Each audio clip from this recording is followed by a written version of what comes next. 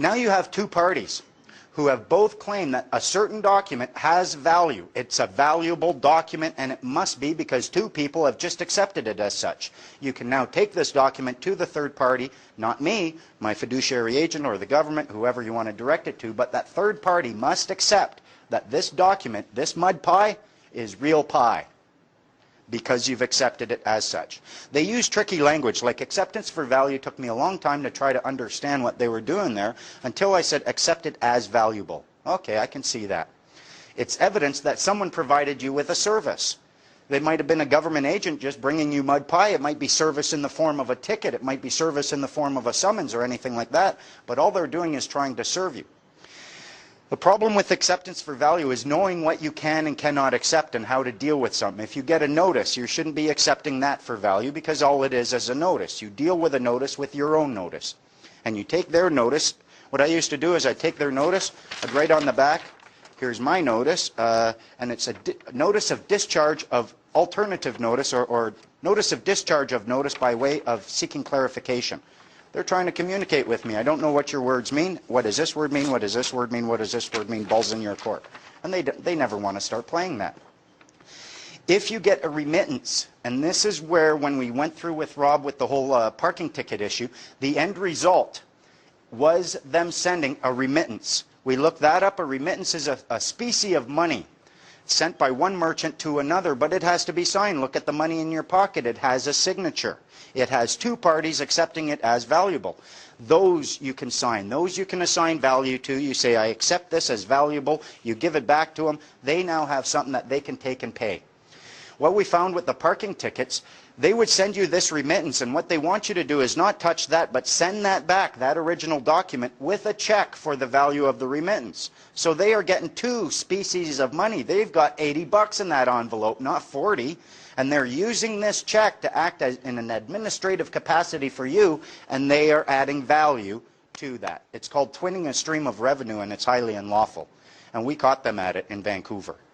So, and when we first did it, the first time we did it, they accepted it. They didn't want us doing it over and over. Yeah, they claimed it was a typo. We asked the girl, we said, this is a remittance. Look, Black's Law Dictionary, specie of money. She said, we're going to talk to the lawyer. She went, talked to the lawyer, came back. Oh, the lawyer told me it's a typo. Yeah, I'll buy that one for $1. Like lawyers make typos. A typo is when there's one T in remittance, not when you change receipt for remittance. There's a big difference. And the fact that they want it back is very telling.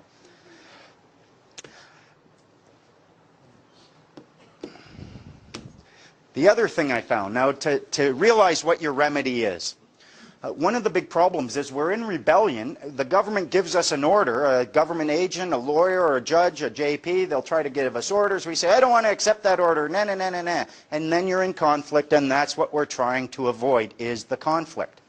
I was at a bar. Surprise, surprise. I'm sitting there, the waitress comes up and asks this guy, and you know how sometimes you just have to see the cart before the horse, before you realize what's going on. She came up and she asked this guy, are you ready for your bill? Yes, please, bring me my bill. She turned to this couple, would you like to place your order? I went, ding, click. Bills follow orders. When have you ever in your life made or placed an order and then not been immediately liable for a bill? Go to McDonald's, you'll see what I mean. You order food, bang, here's your bill, pay up, you pay the bill, your order is filled.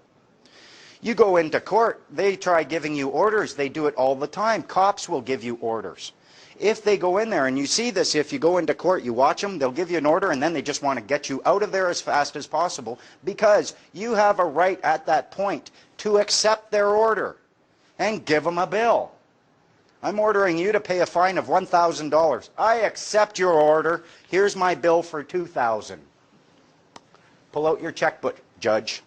They are liable for bills the moment they give you an order. Bills as in dollar bill? No, a bill as in an order to pay. Now, one of the problems that I've noticed with a lot of people in this whole movement and in the whole system is that we think that we have to win right now. We're in court, oh, well, I failed, I messed up. What if I were to tell you that you have 3 days grace at any time? It doesn't matter what you're dealing with. If it's a parking ticket, a violation ticket, a court order, you always have 3 days grace. The reason is, what they are doing is called a transaction of a security interest. You guys have here a Law and Equity Act. Look up that Law and Equity Act anytime you go to court. If you have to, bring that Law and Equity Act in. I call it the Monopoly bat. Imagine you're playing Monopoly, and at one point you pull out the bat and you get to bang the table with the bat and all the pieces go flying, and the banker has to put all the pieces back exactly where they were. You get to order pizza and the banker has to pay for that pizza. That's the power that you have in that Law and Equity Act. In British Columbia, it tells us it's applicable, the laws enacted and declared within this act are applicable in any court or tribunal in British Columbia, and they must use it. If you bring it in, they have to accept it. The other two sections, Section 2 and 3, and likely you'll find the same thing, tells you what remedy you have under this act. And essentially it says, and they use a whole lot of smoke and mirrors to give you this information, any remedy that would have been available to you in 1876 is still available to you. Which means you can say, no, I don't want a transaction with you, I don't want a contract with you, I don't want you to have any power or authority over me, and I'm not accepting it. You have all the power in the world to be a sovereign on this land. They don't want you to know that. If you recognize a security interest, a little background, a security interest is anything that's either tangible or intangible that can generate or create an obligation to either pay or perform a service. A violation ticket is a security interest. A court order is a security interest. If it's not a security interest, don't talk to me, because it's all about obligations and liabilities. Do I have an obligation to pay or perform? If so, there was a transaction of a security interest every single time. Now, the beautiful thing about a transaction of a security interest is you always have 3 days. And it says in it that a transaction of a security interest is not cured for 3 days, and a transaction of a security interest is rendered void ab initio by anything that would invalidate a contract at law.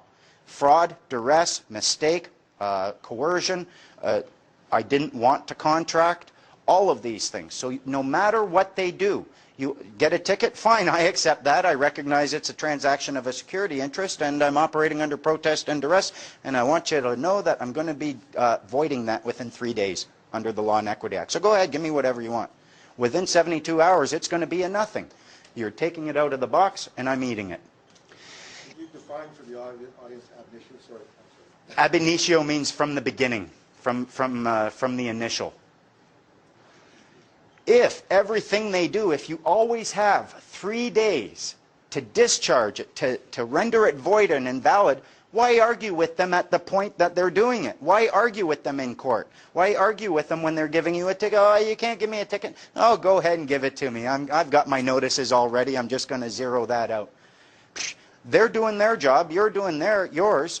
They can't do anything about it, and once you start, I'll show you how to get to this level later, once you start putting these red flags all over your name, they don't even try anymore. They know that, oh my God, either I'm going to be liable for that or it's just a waste of my time, isn't it? Absolutely, big waste of your time, officer, but if you want to do it, you go ahead. When you bring this attitude, you start having more power over them because they expect you to, oh yeah, if you're not doing that, they're like, what's up with him? You're supposed to be scared and intimidated of me. Look, don't you see the gun? And you say, yeah, I see the gun. Guess what? See the smile? We have more power over them. All of their power that they have over you is a result of two things. Their deception, your ignorance. Sorry to be rude, but their deception doesn't work without your ignorance. And the way to deal with it is to deal with your ignorance. Then when their deception comes, you can look at them and smile. And you can tell them, you know, I'm not a child of the province. I don't know why you're trying to apply that to me. You can talk to them from a position of having power. And Clint will tell you, once you get to this position, you drive down, you see cops, you're not scared of them anymore. You don't get that, oh, the cops pulled me over. And now it's a chance to test out my theories. This is going to be fun. Now, how do we do this, though? When I was doing my research, what I found was that way back when, the judges used to always ask if someone was making a claim for damages against them, if there was a claim, the judges were always asking, where's the notices? And they would demand to see the notices. And if there were no notices, okay, this is dismissed, you failed to notice the other party. I ended up doing more research. I found out they used to actually use all the time notices of understanding and intent. If they saw that there was a potential conflict brewing, they would actually act like adult human beings, respect each other, and serve notice of their understanding and their intent upon their fellow man. This is step number one. I think there's a lot of people out there who have been trying many esoteric kind of things, but if you are not operating upon a notice of understanding and intent and then a claim of right, you could lose every time. Maybe one time they'll let you in, maybe next time they don't let you in. You can't figure it out what's going on.